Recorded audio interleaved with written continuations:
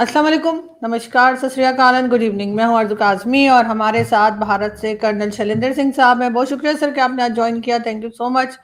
और हमारे साथ जय हिंद जय हिंद जय हिंद जय हिंद जय हिंद। नमस्कार आरजू कादमी साहिबा। कर्नल शैलेंद्र सिंह को अगर वेलकम करेंगी तो इंडिया का एक वर्जन तो आपको सुनना ही पड़ेगा। कोशिश आज ये करी जाए कि कुछ सॉल्यूशंस निकाले जाए। Thank you so much sir, और बहुत शुक्रिया आप मेजर नदीम ने हमें ज्वाइन किया है पाकिस्तान से। बहुत शुक्रिया सर कि आज वालेकुम। आप भी आए, thank you so much sir. जी, अस्सलाम वालेकुम। शुक्रिया और आपका बहुत-बहुत। वालेकुम सर अस्सलाम। बात करेंगे हम, लेकिन सर आज एक चीज और है जो कि हम जस्ट एक लाइन में उसको कवर करने की कोशिश करेंगे। आज सर पहलगाम की भी एनिवर्सरी जो है वो है, और ये अटैक जो हुआ था, टेरर अटैक, उसके बाद बहुत कुछ हिंदुस्तान पाकिस्तान के बीच में हुआ है। और उस पर बहुत अफसोस है। मतलब मुझे जिस तरह से लोगों की जानें गई उसके ऊपर हम सर दुआ करते हैं कि दोबारा इस तरह की कोई भी हम अटैक या हादसा होते हुए ना देखें। जाहिर है पाकिस्तान का नाम इन्वॉल्व था, और पाकिस्तान की तरफ से मेरे ख्याल है मेजर साहब कुछ कहना चाहेंगे। देखिए पहली बात तो ये कि हम सब कुछ तरह का कोई भी अटैक जिसमें इनोसेंट लाइव्स जो हैं वो ज़ाया होती हैं और उनको टारगेट किया जाता है, हमें उनको कंडेम करना चाहिए। पहलगाम अटैक को पाकिस्तान ने भी कंडेम किया था और मैं आपके इस फोरम से इस पे भी मैं आपको कंडेम करता हूँ। लेकिन जिस तरह से बाद में इसका जो एक वो पूरा प्लान सामने आया, तो उससे हमें पता चला कि ये मोस्टली जो है ये एक फॉल्स फ्लैग ऑपरेशन था, क्योंकि विद इन आवर्स आप देखिए कि उन्होंने पाकिस्तान को एलीज किया इसके ऊपर और पाकिस्तान के ऊपर इल्ज़ाम लगाया, और इल्ज़ाम लगाते ही इन्होंने बहुत सारे एक्शंस ले लिए जिसमें मुख्तलिफ़ चीज़ों को इन्होंने रिवोक किया, ठीक है। और उसमें उसके बाद आप देखें कि एफआईआर जो है वो 14-30 आवर्स में, यानी with in 10 minutes of the incident जो है वो रिकॉर्ड हो गई। इसके जवाब में इन्होंने जो काउंटर अटैक किया इंडिया ने, आप देखिए कि फिर उन्होंने कहा कि जी आपके जनाब मिलिट्री ऑफिसर्स जो हैं वो फ्यूनरल में थे, जो जनाजे में थे, तो वो विमेन एंड चिल्ड्रन थे जिनके जनाजे में वो लोग गए थे। बहरहाल तो ये ऐसी कोई भी चीज़ जो इनोसेंट लाइफ पे हो तो वी ऑल मस्ट कंडेम। जी कर्नल साहब क्योंकि आप आप कुछ। दोनों ने क्योंकि आप दोनों ने इंडिया के बारे में कहा है तो मुझे ये जरूर कहना पड़ेगा कि टेररिज्म से रिलेटेड लाइफ कहीं पर भी दुनिया में अगर जाती है तो वो कंडेम नहीं होनी चाहिए, स्ट्रांगली कंडेम होनी चाहिए। दिल से कंडेम नहीं होनी चाहिए, दिमाग से कंडेम होनी चाहिए। एक दृढ़ निश्चय निकल कर आना चाहिए, एक रिजॉल्व निकल कर आना चाहिए कि ये टेररिज्म जहां तक भी हो वहां जाकर इसे जरूर खत्म करना चाहिए।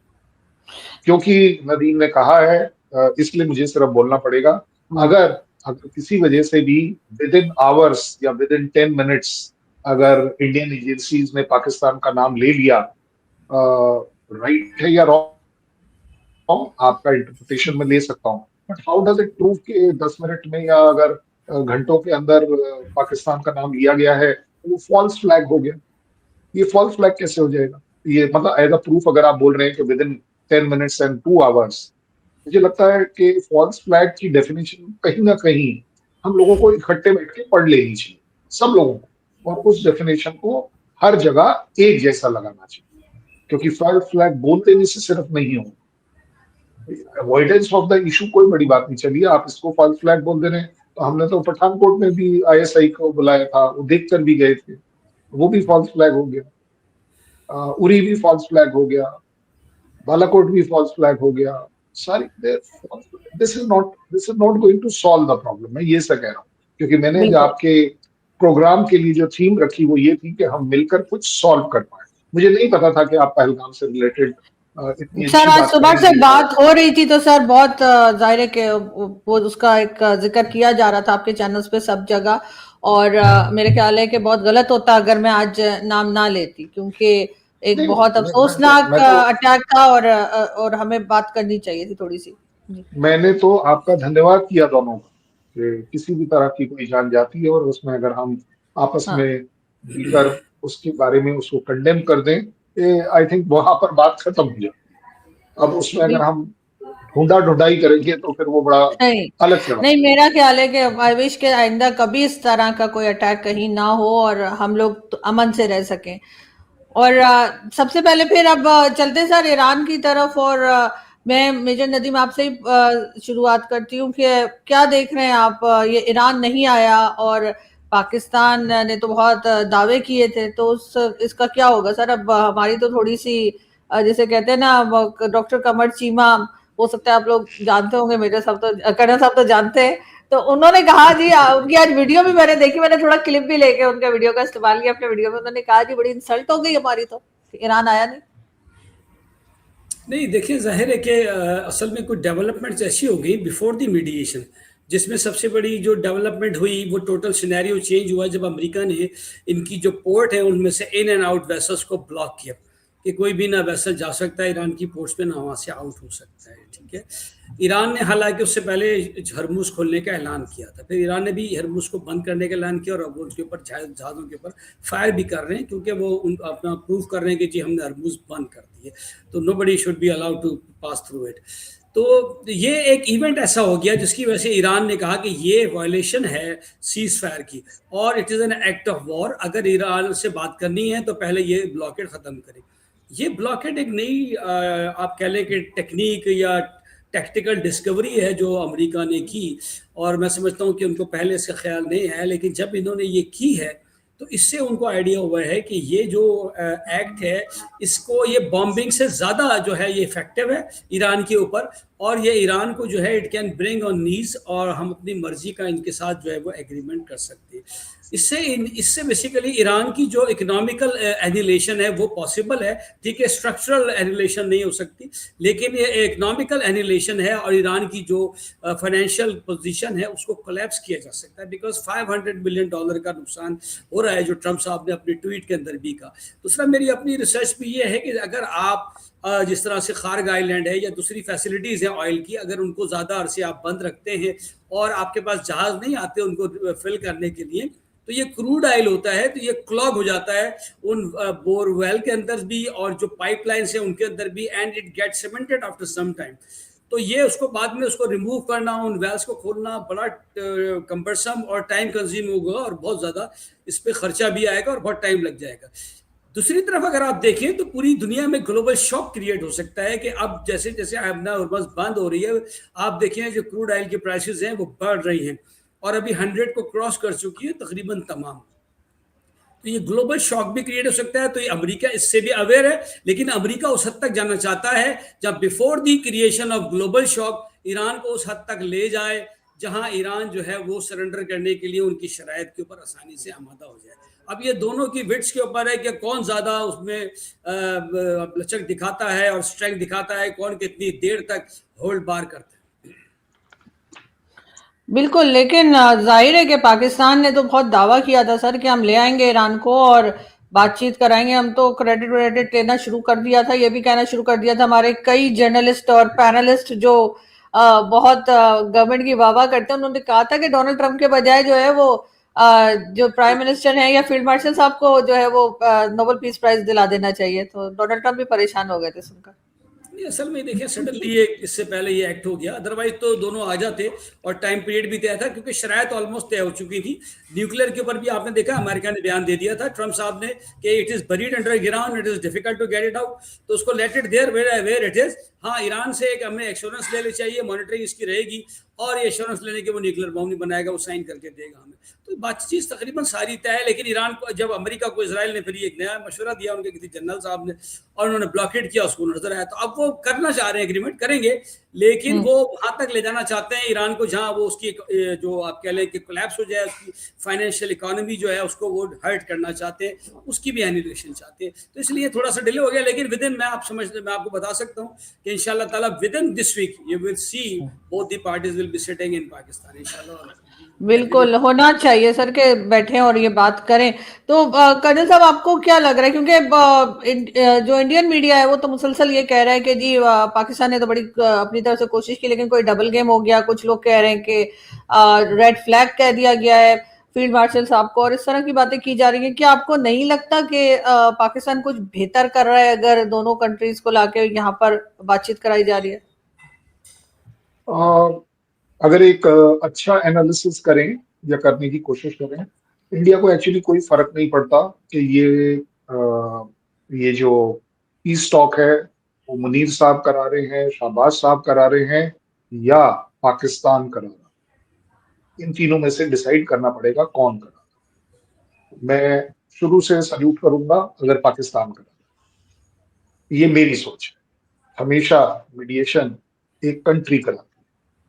क्यों? क्योंकि उसका जाबाज वो सिपाही अपनी कंट्री के लिए काम करता है।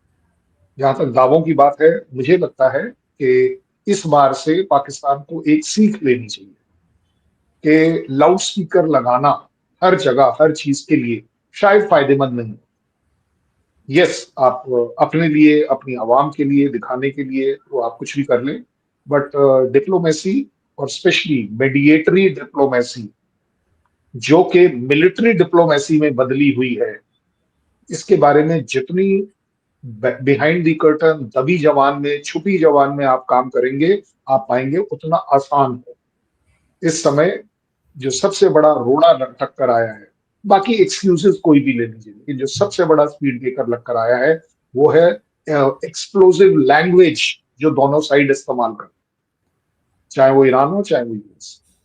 वो जो लैंग्वेज चल रही है ना, वो मेरे ख्याल मिसाइलों और ड्रोन से ज्यादा घातक इस समय चल रही है, चाहे कौन क्या कर सकता है या क्या नहीं कर सकता। इसलिए मैं ये जरूर कहूंगा कि lesson learn, solution for Pakistan could be कि पाकिस्तान को मेडिएट करने दीजिए, पर्सनल क्रेडिट बाजी बंद कर लीजिए, और मुझे लगता है कि उस लाउड स्पीकर का वॉल्यूम कम से कम 0 पर कर लीजिए, क्योंकि लाउड स्पीकर आपके यहाँ लगाना जरूरी होगा शायद, इसलिए कोई बड़ी बात नहीं है। जहां तक कमर चीमा और एक आध जो आपके इरशाद इरशाद हैं, उन्होंने तो कहा था, मैं आज मान भी रहा हूं, उन्होंने कहा we will spring a surprise. I think they have got surprise, they should not be given that kind of education. अब आप ये बात क्योंकि नदीम ने बोला है, इसलिए मुझे उसको करेक्ट करना पड़ेगा, दोनों बातों को विद प्रूफ, जिसको बोलते हैं। हॉर्मूज पर यूएस ने पहले नहीं लगाया था ब्लॉकेट, हॉर्मूज के ऊपर ब्लॉकेट पहले ईरान ने लगाया। दिस इज ऑन रिकॉर्ड कि हम जाने देंगे, नहीं जाने देंगे, किसी को जाने देंगे, किसी को नहीं जाने देंगे, टैक्स लेंगे, नहीं लेंगे, वगैरह। और उसके लिए ओपन स्टेटमेंट्स जो है वो काफी टाइम से उसका प्रूफ है। यूएस ने कब लगाया? यूएस ने लगाया 13 तारीख को, 13 अप्रैल से।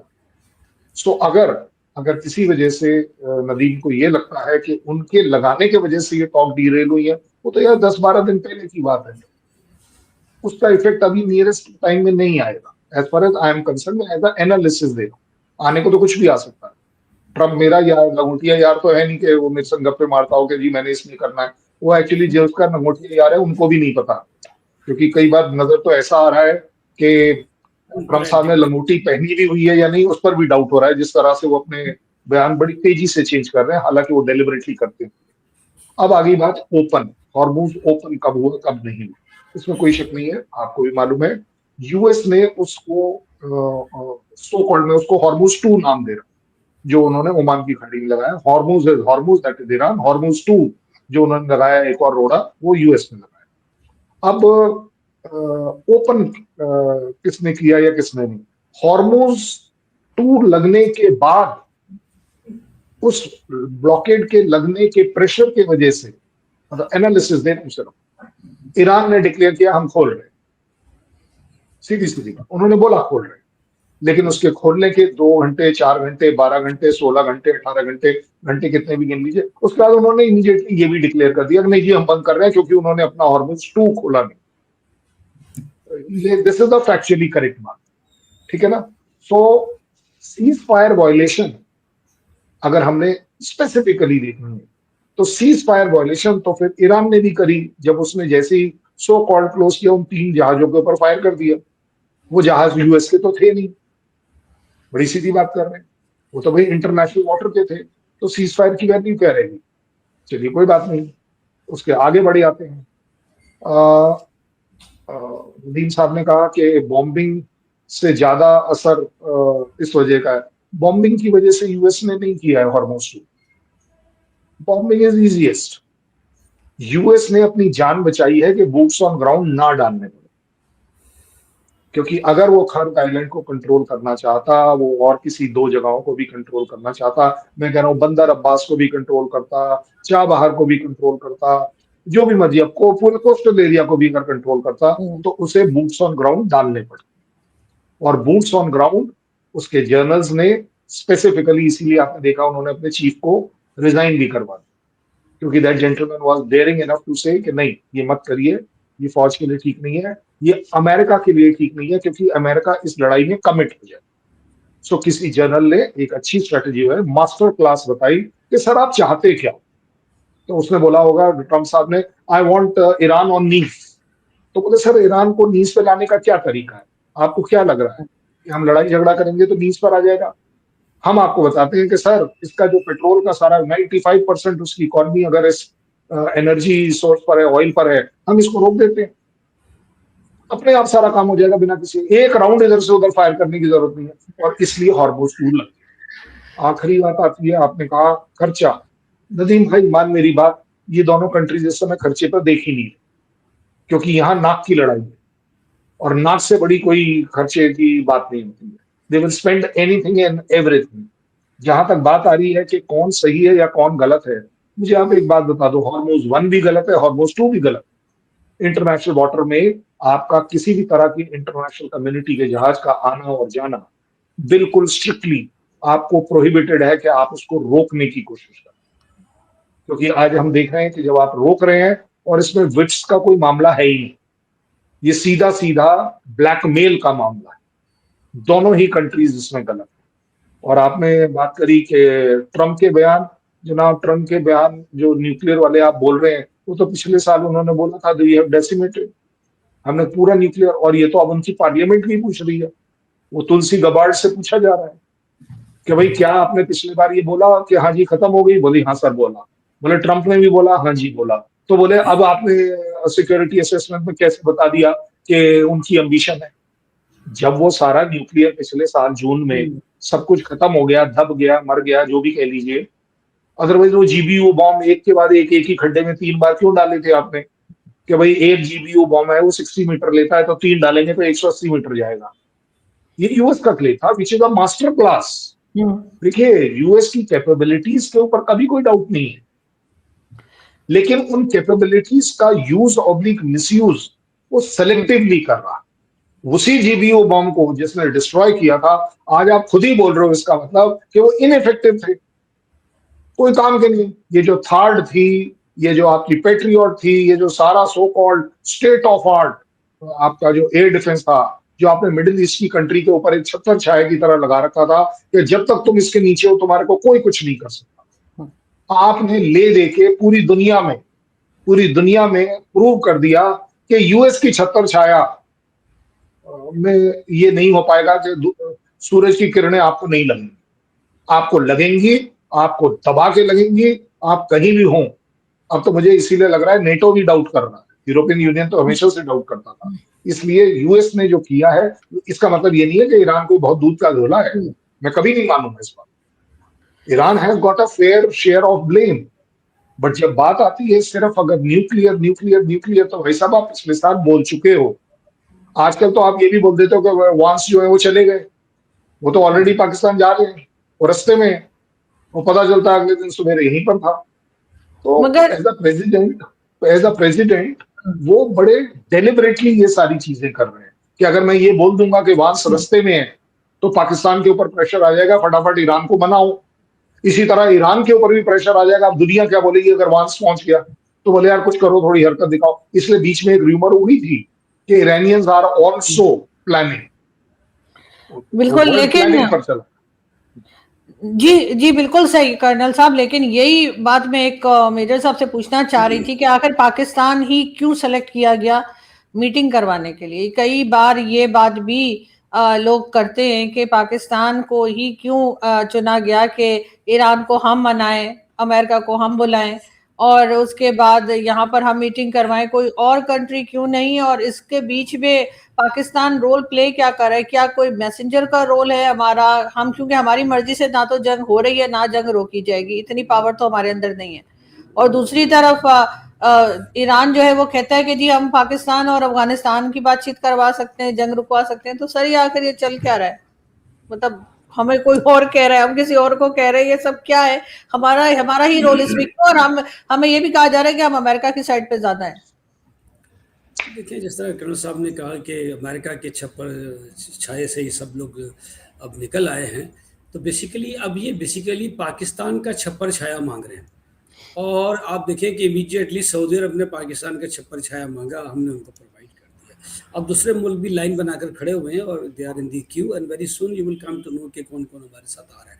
फिर कुछ जो कंट्रीज ऐसे थे जैसे नेटो के मेंबर हैं तुर्की, अभी उसके बावजूद वो पाकिस्तान के साथ उनका अंडर हैंड डिफेंस एग्रीमेंट है। अजरबैजान के साथ भी हमारा इसी तरह का माहौल है, और अब हम अजरबैजान से LNG भी खरीद रहे हैं कतर के बजाय। तो ये इजिप्ट के साथ भी हमारा होने जा रहा है, मलेशिया, इंडोनेशिया। तो ये छप्पर छाए में आ रहे हैं, नंबर 1 बात। नंबर 2 ये कि पाकिस्तान का इसलिए यहाँ पर रोल बढ़ गया कि एज ए मुस्लिम उम्मा के अंदर पाकिस्तान को एक सिक्योरिटी गारंटर के तौर पर देखा जा रहा है और एक लीडर के तौर पर देखा जा रहा है। फिर पाकिस्तान खुद भी अफेक्टेड था, क्योंकि ट्रम्प साहब और नेतन्याहू साहब ने एक लिस्ट बनाई हुई थी, जो लोगों को आपको पता है कि जनाब अब इसकी बारी है, अब इसकी बारी है, इसके बाद क्यूबा जाएंगे, उसके बाद फला जगह जाएंगे, उसके बाद फला जगह जाएंगे। तो पाकिस्तान का भी नाम नेतन्याहू साहब ने कई दफ़ा लिया था, और हमारा सबसे बड़ा कंसर्न यही था कि देखें उनका तो अभी न्यूक्लियर बम बना नहीं है, तो ये हाल है, हमारा तो बना हुआ है, हर चीज़ तैयार है, ठीक है। और तुलसी गिलबार्ट के बयान भी आपके सामने। तो पाकिस्तान ने कोशिश की है कि ये जो भी डिस्टेंस है ये बफर स्टेट के तौर पर ईरान का इसी तरह से इंटैक्ट रहे, और ये कहीं पाकिस्तानी बॉर्डर्स तक कोई रिजीम चेंज करके कोई पहलवी साहब को ना बिठा दें जो कल को पाकिस्तान के लिए मसला करे, ठीक है। और आपने देखा कि इस वजह से फिर दूसरी बात ये कि सिक्योरिटी प्रोवाइडर की वजह से पाकिस्तान ही ईरान की जो लीडरशिप है उसको लेकर पाकिस्तान आ सकता था। नेबरिंग कंट्री है, ज़्यादा डिस्टेंस ट्रैवल नहीं कर सकते ये लोग, जिस तरह कि इसराइल इनके साथ स्पॉइलर है और वो पूरी कोशिश में था कि इनको टारगेट करे, ठीक है। तो ये एक कंट्री था जहां ईरान आसानी से आ सकता था, अमेरिका तो खैर कहीं भी जा सकता था, तो पाकिस्तान को इसलिए चुना गया। फिर पाकिस्तान इस वक्त ग्लोबल स्टेज के ऊपर एक पिविटल रोल वैसे भी प्ले करता हुआ नजर आ रहा है, और ऑपरेशन सिंदूर के बाद से आप देखिए कि पाकिस्तान की वैल्यू पूरी दुनिया में बढ़ गई। खासतौर पे जो सुपर पावर अमेरिका है उसने बहुत ज़्यादा बढ़ाई है पाकिस्तान की वैल्यू, और बहुत प्रेस किया है कि जनाब great prime minister, the great GSA field marshal. तो you must have heard these comments so many times, and I myself have said many times. तो इसमें कोई ये शक की गुंजाइश है दो आ रहा है तो है नहीं। तो पाकिस्तान ने दूसरी इस रोल को इसलिए भी प्ले किया कि आप देखिए कि जो लास्ट उनका जो बयान था सलम साहब का, एंड यू नो इट के ही इज अनप्रेडिक्टेबल, जिस तरह आपने खुद कहा, और मैं भी इस फोरम के तहत कह सकता हूँ कि हम will delete from delete this civilization, ठीक है। तो पाकिस्तान ने इसको अवॉइड किया टाइम के ऊपर, और हमारा जो प्राइमरी ऑब्जेक्टिव था अभी तक देखें वो हमने अचीव किया फर्स्ट गो के अंदर ही, कि इस एरिया में पीस हो जाए, और पहले दिन से अल्हम्दुलिल्लाह पीस है। हमने उस पीस को इंसर्ट किया एज ए क्लाउड बीच के अंदर दोनों के, और अभी तक उसको हमने कायम रखा हुआ है। अमेरिका भी उसके ऊपर बैठा हुआ है और ईरान भी है। कोई इस तरह का बॉम्बिंग नहीं है, अवाम की किलिंग नहीं है, लोगों की किलिंग नहीं है, कोई ख़तरा नहीं है। तो ये हमने मैनेज किया अल्हम्दुलिल्लाह, और आज कोशिश में है कि मीडिएशन भी हो जाए ताकि परमानेंट सोल्यूशन कॉन्क्लूसिव एंड इस ब्रूटल वॉर का हो जाए। लेकिन सर ये अचानक ये चमत्कार कैसे हो रहा है? इसलिए कि इससे पहले तो हिलरी क्लिंटन जब आई थी तो उन्होंने कहा था कि बैकयार्ड में सांप पालोगे तो तुम्हें डसेंगे, इस किस्म की स्टेटमेंट भी पाकिस्तान के लिए कही गई। डोनाल्ड ट्रम्प ने कहा कि जी $33 बिलियन खा के पाकिस्तान भाग गया, इस किस्म की बातें भी की गई थी। तो वो अचानक से हम इतने अच्छे हो गए हैं कि डोनाल्ड ट्रम्प उठते बैठते पाकिस्तान की मिलिट्री एस्टेब्लिशमेंट और प्राइम मिनिस्टर की तारीफें कर रहे हैं। इसमें ऐसा क्या काम हमने किया? इसमें 2-3 चीज़ें हैं। एक तो देखिए ऑपरेशन सिंदूर क्या मामला है, नंबर 2 ये कि पाकिस्तान का बिहेवियर देखिए, पाकिस्तान और सर ईरान का। ऑपरेशन सिंदूर से अमेरिका का क्या लेना देना? वो हिंदुस्तान और पाकिस्तान लड़ रहे थे, इनको क्या फायदा हो रहा था? जी जी। इंडिया का देखिए, इंडिया का पोस्चर उस वक्त देखिए ये था कि इंडिया को उन्होंने चाइना के सामने खड़ा करना था। क्वाड में लाए थे, इंडिया ने ब्रिक्स ज्वाइन कर लिया, और ब्रिक्स की लैंग्वेज आपको पता है कि वो क्या करने जा रहे थे। तो सबसे बड़ा अमेरिका का जो मफाद है ना पूरी दुनिया में, वो पेट्रो डॉलर ही, याद रख लें। हमारी जितनी भी बातचीत है उस सब के पीछे अंडरग्राउंड अगर आप अंडरनीथ देखेंगे तो यही एक मेजर कॉज नजर आएगा। एनीवे, तो ये एक बड़ा मामला था कि इंडिया ने इस तरह से कोशिश किया। दूसरी बात ये है कि इंडिया ने लास्ट मोमेंट के ऊपर गलत पत्ते प्ले कर दिए और वो आखिरी टाइम पर ईरान के पास जाके भाग गए।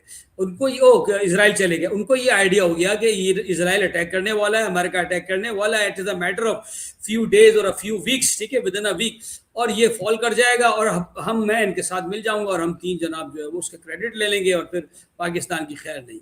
एनीवे ये सब कुछ नहीं हो सका और इस वजह से उनको जो है वो काफ़ी मोरल लॉस हुआ इंडिया को। तो पाकिस्तान एक कंटेंडर के तौर पर सामने आया और फिर पाकिस्तान का रोल देखें, जैसे मैंने बताया कि सिक्योरिटी गारंटर के तौर पर भी। फिर आपने कहा कि जनाब अमेरिका ने इस तरह की बातें की, बिल्कुल पाकिस्तान के साथ उनका कोई रिश्तेदारी नहीं है और ना ही हमें भी ट्रस्ट करना चाहिए। आप देखिए इंडिया के साथ क्या किया उन्होंने, मोदी साहब का हाथ पकड़ के तो पूरे स्टेडियम में वो फिरता रहा है, चिड़ियाघर गया, पता नहीं कहाँ कहाँ गया, लेकिन उसके बाद देखिए उसका बिहेवियर कैसे चेंज हुआ है। अच्छा, मैं आपको जो जंग बताऊँ, एक मेन वजह बताना चाहता हूँ। देखिए ईरान और पाकिस्तान का फर्क, ईरान ने आज से नहीं, शुरू से उन्होंने ये पॉलिसी रखी, बर्ग अमेरिका झंडे जला रहे हैं, बर्ग अमेरिका, जबकि उन्होंने न्यूक्लियर बम भी नहीं बनाया। ठीक है, पाकिस्तान ने कुछ उनको सपोर्ट भी किया तो 97 में पाकिस्तान ने डेटोनेट भी कर दिया, तो आप देखें कि 35-36 साल हो गए, दे फेल टू कैरी।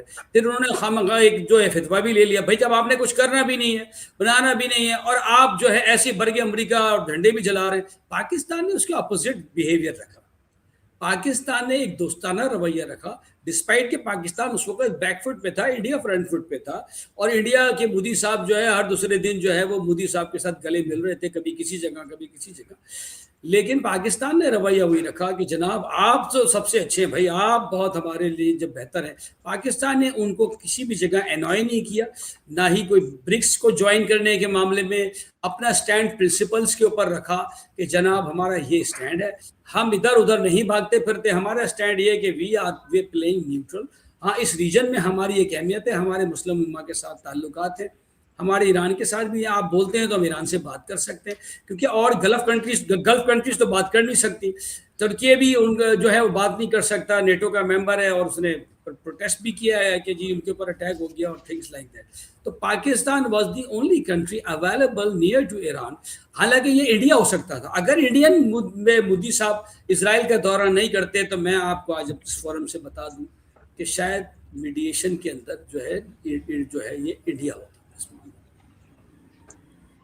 कर्नल साहब रिप्लाई करेंगे, क्या वाकई में ऐसा है कि अगर मोदी जी विजिट ना करते तो इस वक्त इंडिया होता? देखिए, बड़ी सीधी बात है, इंडिया की पॉलिसी हमेशा से रही है कि चीजें बायलैटरली ही सॉल्व होती हैं।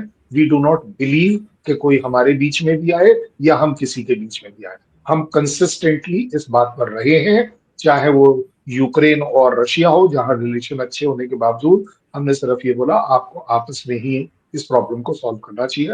We have no desire, never ever had a desire. In fact हमारी तो पॉलिसी ये है कि हम एक दूसरे की लड़ाइयों में नहीं पड़ते। एक के बाद एक चलते हैं। आपने कहा you did not annoy anybody, Nadeem भाई ने कहा है। तो नदीम भाई एक बार ख्वाजा साहब जो बोलते हैं ना, उनको जरा पढ़ो, उनको सुनो। वो बंदे ने बड़ी अच्छी अच्छी बातें करी है। उसने बोला है that dirty work has been done for 40 years। उसने बोला है कि we have been used as a tissue paper. उसके गलत मतलबों को मत लो। पाकिस्तान में प्रॉब्लम यह है कि उसका गलत मतलब लेते हैं। वो जो अच्छी बात उसके अंदर बता रहा है वो आप नहीं देखते कि जब वो बोलता है टिश्यू पेपर, उसको टिश्यू पेपर मत पकड़ो।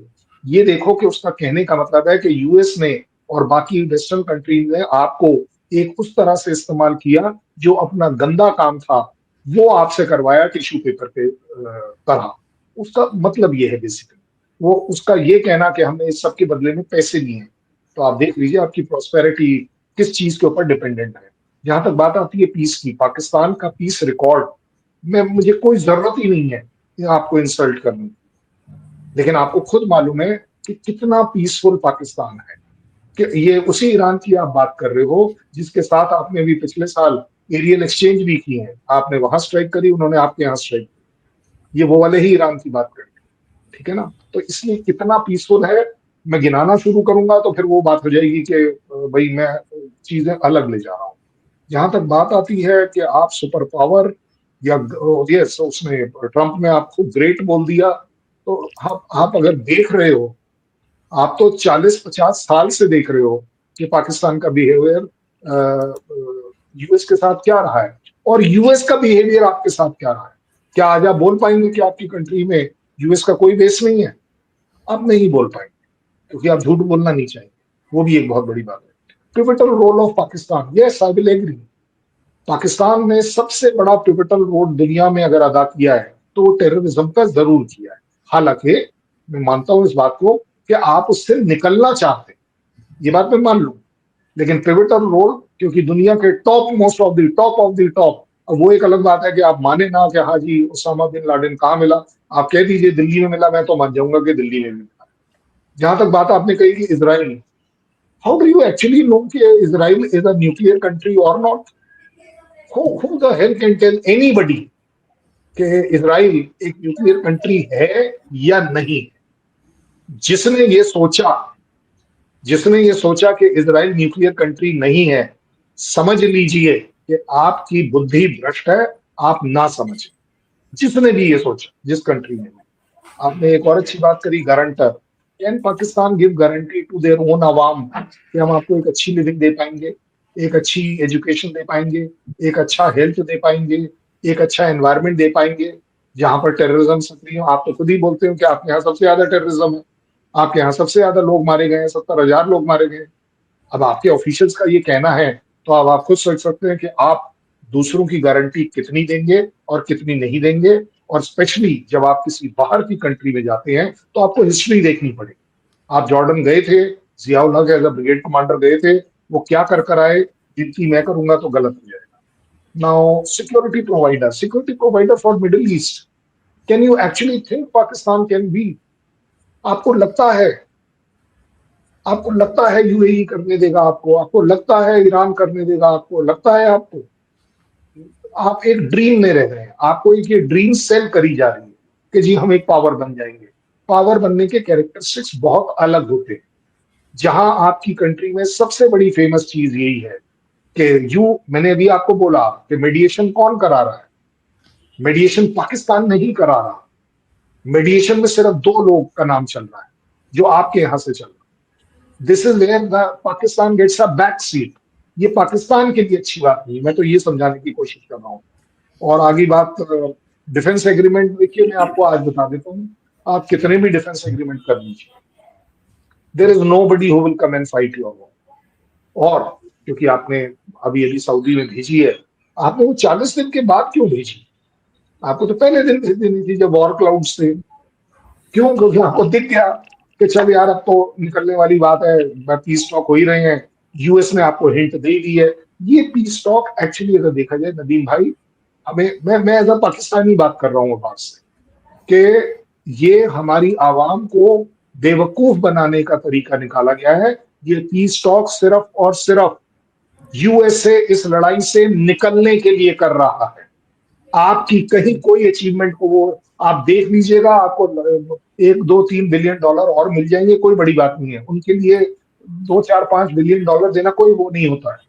प्रॉब्लम यह है कि आपके जो top most so called journals हैं, उनका एम ही सिर्फ उतने तक है।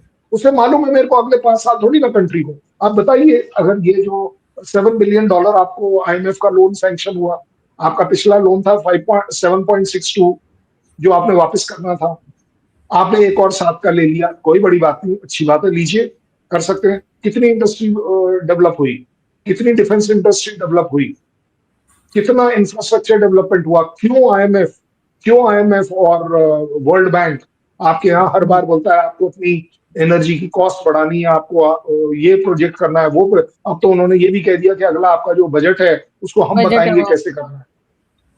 मैं इसको बुराई के ये तौर पर मत लीजिए, these are practically correct thing. Operation Sindoor, मानो मेरी बात, मानो नदीम भाई आप मेरी बात मानो, गेट ओवर दिस। अगर आप इससे ऊपर नहीं उभरे ना, तो आप अपने उस कुएं में रह जाओगे कि हम जीत गए, हमने मार दिया, हमने ये कर दिया, हमने वो कर दिया। मैं तो इस पर डिस्कशन भी करने को तैयार नहीं हूं। क्यों? क्योंकि as far as I am concern, मेरे कंट्री ने जो अपने ऑब्जेक्टिव सेट किए थे, जो मिलिट्री ऑब्जेक्टिव उनको मिल गए, उन्होंने 4 दिन में उसकी एस्केलेशन लैडर को अपने हाथ में मजबूती से कंट्रोल करते हुए उसको रोक लिया। आपके लिए अच्छा था या नहीं था मुझे नहीं पता, ये मेरे लिए अच्छा था। मेरी कंट्री एक इस लड़ाई में नहीं पड़ना चाहती।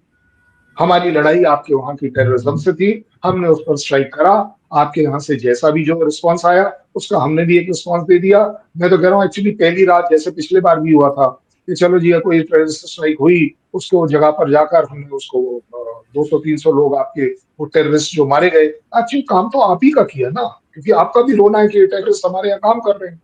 तो अगर उस पॉइंट ऑफ व्यू से देखें तो मुझे तो लगता है कि आपको एक्चुअली वो जो फर्स्ट नाइट जब वो 7-8-9 टेररिस्ट कैंप के ऊपर स्ट्राइक हुई थी, उसको वहां रोक लेना चाहिए। लेकिन आप उस समय जोश में थे, और जोश में प्रॉब्लम होती है, होश नहीं होता है। और इंडिया ने इसको कैलकुलेट जरूर किया हो।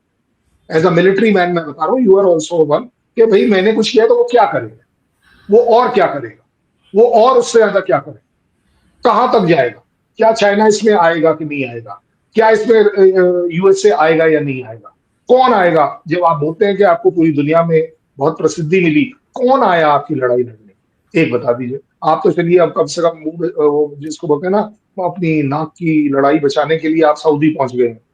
सऊदी में आपके वो जो जहाज है वो क्या करेंगे, वो मिसाइल जब आ रही होगी बाई चांस अगर ईरान से, आपका जहाज बीच में आएगा, आ सकता है, आप बता दीजिए। या क्या आपके पास है हिम्मत इस बात को बोलने की कि अगर ईरान ने कोई भी एक मिसाइल इस तरह भेजी तो हम ईरान के बैंड बजा देंगे? नहीं, you are not going to do that, you know it, and it is sensible कि दूसरों की लड़ाई मत लड़िए, क्योंकि आपका एक मिनिस्टर बड़ी तो अच्छी बात सर बोल चुका अगर है दूसरों कि सर जो हम अगर ये जी सर अगर ये दूसरों की लड़ाई नहीं लड़ेंगे तो डिफेंस पैक्ट क्या हमने मटर छीलने के लिए किया है? तो इसलिए वो 40 दिन पहले क्या सोचना था। करेंगे, सऊदी हमें बुला के मटर तो नहीं चिलवाने लगे ना सर। सर मुझे बहुत नहीं, आप आजकल आप एक काम करो, एक्चुअली इस समय मटर थोड़ी महंगी हो गई है, थोड़ा भिंडी भिंडी चलवाओ, भिंडी कटवाओ, ये गलत बात है। देखो, बात मैंने जो करी वो सिर्फ ये करने की कोशिश करी कि सऊदी जाना था डिफेंस पैक्ट के अंडर, तो पहले दिन जाना था। आपका इसका मतलब स्ट्रेटेजिक कैलकुलेशन आपको दिखी ही नहीं कि ये लड़ाई आ रही है, और आप आई डोंट हमसे नो कह रहे मेरे हैं कि हमने इजराइल जाकर ये लड़ाई शुरू करवा दी। अरे भाई, ऐसी चीजें कोई बताता नहीं है। देर आर हाँ दोज आर सेरेमोनियल विजिट्स। तो आइंदा आपको सर पता से था, पूछ एक के सेकंड करेंगे। बताओ, आपको पता था कि आपके आपके आर्मी चीफ जाएंगे अभी ईरान, वो सो कॉल्ड गले वले मिलेंगे, तो ईरानियंस फिर भी नहीं आएंगे? आपको पता था कि नहीं आएंगे? आप एक नहीं नहीं, काम करते हैं हमें इस होप में कि चीजें आइंदा होंगी। सर आपसे पूछ के करेंगे।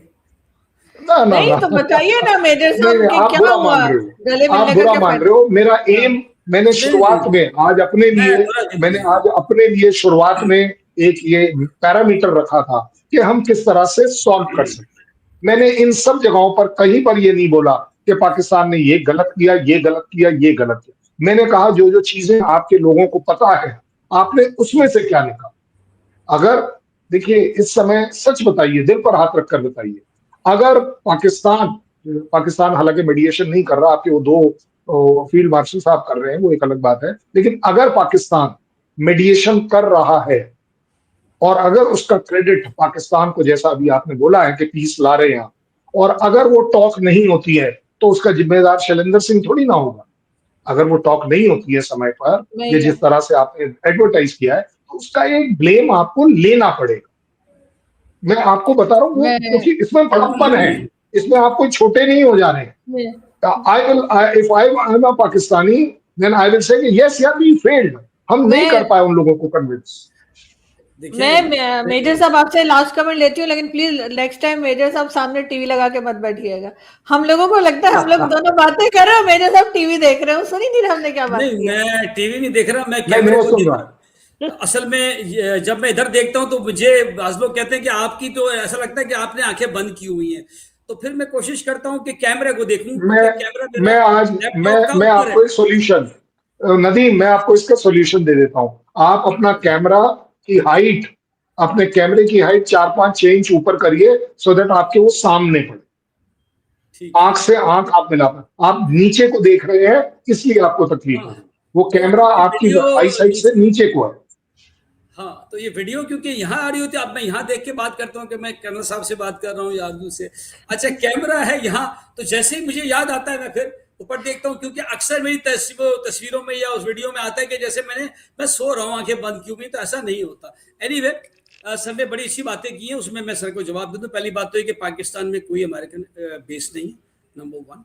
नंबर टू, पिवटल रोल जिस तरह इन्होंने कहा कि टेररिज्म में होगा, तो पिवटल रोल पाकिस्तान का सर के कहने से या किसी के कहने से नहीं, इस वक्त पाकिस्तान सेंटर स्टेज पर है, पूरी दुनिया में उसको पता है।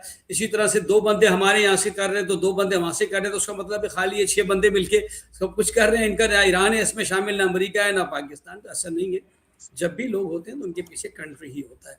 फिर आपने बात की बाकी कि जनाब ये सऊदी अरब में आपने 40 दिन के बाद किया। देखिए ये हमारा अपना एक प्लान सेटअप हुआ, उनके साथ मॉड्यूलर अप्रोच है, कितने अरसे के बाद ग्रेजुअली हमने क्या करना है क्या नहीं करना। दूसरा आप बात कर रहे हैं जहाज के जरिए से वो और ईरान के ऊपर अटैक। देखिए पहली बात ये कि मैंने तमाम फोरम्स के ऊपर जब भी मुझे इंडिया में किसी भी जगह बुलाया गया और ये क्वेश्चन पूछा गया बारहा, तो मैंने जवाब दिया कि जनाब आप भूल जाएं कितने ये हसरतें लिए दुनिया से चले गए, आप लोग भी हसरतें दुनिया से लेके चले जाएंगे कि पाकिस्तान सऊदी अरब को डिफेंड करने के लिए ईरान के ऊपर अटैक करेगा। नहीं, कभी भी नहीं होगा। हाँ, सऊदी अरब का डिफेंस हम करेंगे, वो हमारे पास है, हम अपनी एयर डिफेंस से उसका डिफेंड करेंगे, लेकिन इट डजंट मीन कि हम किसी मुल्क के ऊपर ऑफेंसिव लॉन्च कर दें, ऐसा नहीं होगा। दूसरी बात आपने कहा कि जहाज़ों से नहीं, हम एयर डिफेंस से रोकेंगे। न्यूक्लियर की आपने बात की, तो देखिए ये जो सिक्योरिटी गारंटी है ये न्यूक्लियर की अम्ब्रेला के नीचे ही है। फिर आपने बात की आईएमएफ की कि ठीक है आईएमएफ की किस्त है, आईएमएफ जो भी बजट पे डिक्टेट करता है तो वो एक अच्छी हेल्थ चाहता है ताकि उसका लोन रिटर्न करने के काबिल रहे। मैंने हमेशा फोरम पे स्टेट्स से बात की है कि जनाब 737 बोइंग प्लेन जिस तरह होता है उतना $737 बिलियन का आपके ऊपर डेप्ट है, पाकिस्तान के ऊपर 138 बिलियन का डेप्ट है। उसके बाद आप बात करते हैं कि जी हमारी इकोनॉमी दुनिया में चौथे नंबर पे है जीडीपी में। GDP is not the correct indicator to show the standard of living and poverty level. The correct indicator, क्योंकि मैं बिजनेस फाइनेंस पढ़ाता हूँ यूनिवर्सिटी के अंदर भी, तो जो करेक्ट इंडिकेटर है वो कहलाता है जीडीपी पर कैपिटा या पीपीपी, परचेजिंग पावर पैरिटी। अगर आप इसमें गूगल करेंगे इंडिया को तो आपका नंबर मिलेगा आपको या 162 या 170 नंबर पे आप खड़े दुनिया के अंदर। ये मैं आपको बता दूं, वैसे अभी आप चेक कर लीजिएगा गूगल पे जाके, और आरजू को भी मैं कहूंगा कि चेक कर लें कि जीडीपी पर कैपिटा पे इंडिया कहाँ आता है, पाकिस्तान कहाँ आता है। हमारी एक जैसी कंडीशन है। फिर आप देखिए आपका दिफा $88 बिलियन का है, हमारा दिफा जस्ट $8 बिलियन का है। और आपने कहा कि जी कोई सनत नहीं है, डिफेंस नहीं, अल्हम्दुलिल्लाह हमारी डिफेंस की जो सनत है कि ये इंडिया और अमेरिका की वजह से बनी, क्योंकि अमेरिका ने हमारे से मुंह मोड़ लिया था।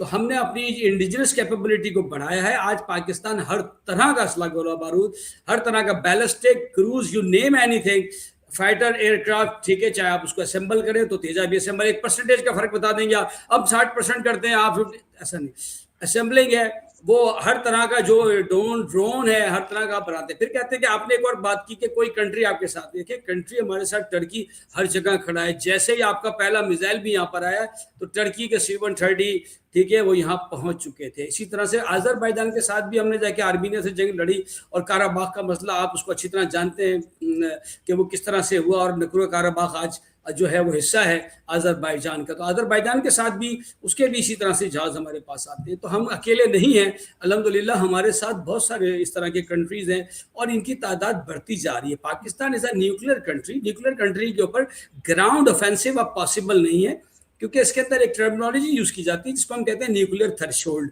न्यूक्लियर थ्रेशोल्ड पाकिस्तान का बहुत लो है, इंडिया का बहुत हाई है, क्योंकि इंडिया की डेप्थ बहुत ज्यादा है, ठीक है। लेकिन वो अलग बात है कि हमने आपकी ज्योग्राफिकल इम्यूनिटी पेरिश कर दी है। We have got the vectors that can hit your every nook and corner, right. Moreover कि जब हमारी वेट स्ट्रिप जो है बहुत थिन है, 30 किलोमीटर पे लाहौर है, तो we can not allow you to go for the conventional assault along with the armor and assemble near Pakistani border और ब्रेक आउट करें वहां से आर्मर के साथ, इन्फेंट्री के साथ लाखों की तादाद में, या आर्टिलरी अटैक करें। तो वो आपको हम करने नहीं देंगे, हम आपको भस्म कर देंगे फटाक से एक स्मार्ट बम मार के। तो we will not allow you to assemble in the FUP, assemble in the assembly area, right. तो ये सारी चीजें प्रॉब्लम पता क्या आ गई, उनकी बारी बारी पॉइंट थे जो आपने कहा, मैंने सबके जवाब देने की कोशिश की। कहने साहब आपका लास्ट कमेंट, छोटी सी लास्ट कमेंट, मैं छोटा सा कमेंट, छोटा सा, बहुत छोटा सा। नदीम भाई, आजकल FUP नहीं होती है, वो जो आप टेक्स्ट बुक वाली बातें कर रहे हो ना, अब वो नहीं होती। ये कह रहा था, मैंने भी ये मना किया, लेकिन आप लोगों ने अभी ट्राई सर्विसेज एक्सरसाइज की, मैं आपको उसकी क्लिप दिखा दूंगा। अरे यार, ट्राई सर्विस एक्सरसाइज में FUP नहीं होती भाई मेरे। और किस तरह I आप have आर्मर के attended साथ that ब्रिज हेड बना exercise. रहे हैं, ब्रिज हेड बना रहे हैं। जनाब, अरे मैं यही समझाने की कोशिश कर रहा हूँ. Your knowledge is again sticking to the books. Life has gone much beyond books. But as far as आपने जो दो अच्छी बातें करी कि मेरा जो सो कॉल्ड डेप्ट है वो ज्यादा है, आपका कम है. जनाब, आपको लोन मिलता नहीं है, मुझे मिल जाता है. हर बार आप ही के ऊपर तकलीफ आती है. और अगर अगर प्रॉस्पेरिटी आपकी इतनी बढ़िया है तो आपका आटा आप कितने में खरीद रहे हो, आपका पेट्रोल आप कितने में खरीद रहे हो, आपका डीजल आप कितने में खरीद रहे हो, ये तो आप ही को पता है. मुझे बताने की कोई जरूरत नहीं है. लास्ट लास्ट वो नूर खान का वो जो वेस्टर्न वाला विंग है, वहां पर पाकिस्तानी आर्मी के या एयरफोर्स के लोगों को जाना अलाउड क्यों नहीं है? वो विद इन दी नूर खान वो वाला एरिया फेंस्ड क्यों है जहां पर ये ग्लोब मास्टर जो परसों आया था, वो लैंड हुआ था? वो आपकी वाली साइड क्यों नहीं आता? वो उसी साइड क्यों जाता है? कोई तो रीजन होगा. डिवाइडेड। जनाब, मैं आपको डिस्प्यूट नहीं कर रहा, मैंने तो आपको सिर्फ सीधी सीधी बात करी है कि वो ग्लोब मास्टर जब आता है तो वो आपके नूर खान बेस के एक पर्टिकुलर एरिया में क्यों जाता है, वो आपके वाली साइड क्यों नहीं आता? पहली बात. वो जिस साइड जाता है वो वाला एरिया फेंस्ड क्यों है? तीसरी बात, आपका कोई भी अधिकारी उसके अंदर बिना यूएस के एस्कॉर्ट के जा क्यों नहीं सकता? नूर खान तो आपका अपना है. प्रॉब्लम क्या है? देखिए, मैं ये नहीं कहने की कोशिश कर रहा कि आप झूठ बोल रहे हैं. आपकी कंट्री को ये बात नहीं बताई जाती कि आप किस हद तक यूएस के नीचे दबे हुए हैं. आप ये कुछ एक चीजें ऐसी होती है जो दिख जाती है. आपके शहबाज शरीफ जब प्रेसिडेंट ट्रंप के साथ खड़े होते हैं, 2 मिनट के लिए उनकी आंखों के ऊपर देखते रहना. हर 10 सेकंड बाद वो उसी की तरफ देख रहे होते हैं और कोई नहीं देख रहा होता. मैं इसलिए नहीं कह रहा कि उसमें कोई खराबी है, लेकिन वो बॉडी लैंग्वेज दिखाती है कि समहाउ ये क्या. वो उसने ट्रंप ने ऐसे ऐसे किया, फटाक से भी उन्होंने हाथ खड़ा कर दिया. ये सारे ऑन रिकॉर्ड है. वो जब वो पीस बोर्ड पे साइन कर रहे थे तो ये ऑन रिकॉर्ड है, चेक कर लीजिए. मैं क्रिटिसाइज नहीं कर रहा, मैं बात कर रहा हूँ जो दिखता है वही दिखेगा. वो उन्होंने बोला कि व्हाट इज दिस पॉइंट, ऐसे करके टेढ़े होके उन्होंने ट्रंप साहब के, तो उन्होंने कहा, उन्होंने लेके चुपचाप साइन कर दिया. You are under pressure. Take my word. You are wisely under pressure. That's a different thing. It is good. क्योंकि अगर आपने इस समय अपनी प्रॉब्लम्स से निजात पानी है, अपने फाइनेंसेस से ठीक ठाक होना है, तो आपको इस समय ये सर करने में हो कोई बुराई सकता नहीं है, है. सर हो सकता है उनका अंदाज हो. अब अगर देखा जाए तो मोदी जी भी हर जगह जाके झप्पी डाल देते हैं, कोई डालना चाह रहा हो हम ना डालना चाह रहा हो, लोग बड़ा क्रिटिसाइज करते हैं मोदी में. तो गले लगने में यस, गले पड़ने में फर्क होता है, तो मोदी जी हर जगह लेकिन जाके आपने देखा कई सारे वर्ल्ड लीडर्स आजकल आपस में झप्पी पाने लगे इसी चक्कर में. हैं? जी आप जो वो है इटालियन इटालियन गले प्रेसिडेंट, लगना और वो गले इटालियन, पड़ना, क्या बात। नहीं नहीं, वो जो इटालियन वाली आगे मैडम है, मेलोनी मैडम, मैं भी कोई एक बार सोच रहा हूँ कि मैं विजिट पर जाऊंगा तो मैं भी हाथ आगे करूंगा. अब वो जप्पी पाए या ना पाए वो एक अलग बात है. देखिए, these are gestures and I agree with you कि ये सब जेस्चर्स सब जगह काम नहीं आते. आप ये सोच लें कि मैं अगर नदीम को आज ये बोल दूं कि नदीम मेरा भाई है, दैट डजंट मीन कि ही इज एंटी पाकिस्तान. अगर इंडियंस लाइक करते हैं आरजू काजमी को, दैट डजंट मीन कि आरजू काजमी को हम इसलिए लाइक करते हैं because she is anti Pakistan. No, absolutely not. We like Arzoo Kazmi और we like Nadeem for what they speak on TV. जो बोलते हैं हम वही तो सुनते सर हैं. मैं यही कह रही हूँ ना, हर एक का अंदाज होता है. हो सकता है शहबाज शरीफ साहब का अल्लाह, ये अंदाज हो जो मोदी जी का है कि वो हर किसी से गले मिल लेते हैं, चलिए, तो फिर आई थोड़ी एम कुछ हैप्पी, लेडीज भी मिल जाती हो. आई एम वेरी हैप्पी कि आरजू काजमी साहिबा को अंदाज अच्छे लग रहे हैं आजकल. आज के बाद मैं भी टेढ़ा होकर ऐसे ही देखा करूंगा नदीम की तरह. मैं भी टेढ़ा होकर देखा करूंगा. सही But बात। let me tell you one thing. Let me tell you one thing. The bottom line is definitely कि मुझे ऐसा लगता है कि पाकिस्तान के इस इनिशिएटिव को अगर पाकिस्तान ने उस पेड़ के तौर पर इस बीज को जो बोया है, अगर इसको पेड़ की तरह नहीं बनाया, इस पीस को बरकरार नहीं किया, इस पीस को स्प्रेड अपनी ओन कंट्री में नहीं किया, तो जनाब क्या लिया और क्या दिया, कोई फायदा नहीं. बिल्कुल ऐसे ही, लेकिन सर हम यही दुआ करते हैं कि अमन हो और जो अटैक्स चल रहे हैं वो रुक जाए इंशाल्लाह। बहुत शुक्रिया कि आप लोगों ने ज्वाइन किया, thank you so much. Thank you जय हिंद, नमस्कार, बहुत बहुत धन्यवाद। जय हिंद भाई। you are my what? Nadeem is my दोस्त। सर सल्यूट है सर, बिल्कुल मैं आपका जूनियर, मैं Always a दोस्त, always a दोस्त। थैंक यू जय सर, हिंद, bye bye. Thank you, thank you sir. Thank you, thank you.